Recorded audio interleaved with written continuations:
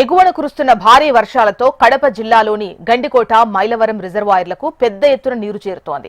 గండికోట జలాశయం నీటి మట్టం రోజురోజుకు పెరుగుతోంది. పూర్తి నీటి నిల్వ సామర్థ్యం 26.85 టీఎంసీలు కాగా ప్రస్తుతం 21 టీఎంసీలు దాటింది. నంద్యాల జిల్లా అవుకు జలాశయం నుంచి 12,000 క్యూసెక్కుల నీరు గండికోటకు చేరుతోంది.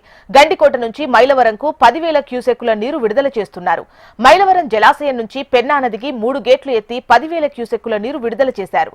పెన్నా నది ఉధృతి రోజురోజుకు పెరగడంతో జమ్మలమడుగులోని సుగుమంచిపల్లె పెద్ద తండ్లూరు మధ్య నిర్మించినటువంటి మట్టి రోడ్డు కొట్టుకుపోయింది. దీంతో నదికి ఇరువైపులా ఉన్న సుగుమంచిపల్లె పెద్ద దండ్లూరు సిరిగేపల్లె కన్నితీర్థం గ్రామాలకు రాకపోకలు పూర్తిగా నిలిచిపోయాయి. మరోవైపు పెద్దముడియంలోని కుందు నది ఉధృతంగా ప్రవహిస్తుండటంతో నీటి ప్రవాహానికి బ్రిడ్జి కుంగిపోయింది. దీంతో పోలీసులు రెవెన్యూ అధికారులు రాకపోకలు జరగకుండా బ్రిడ్జికి ఇరువైపులా మట్టి దిబ్బలు అడ్డుగా వేశారు. నదీ పరివాహక ప్రాంత ప్రజలు అప్రమత్తంగా ఉండాలని అధికారులు ఆదేశాలు జారీ చేశారు.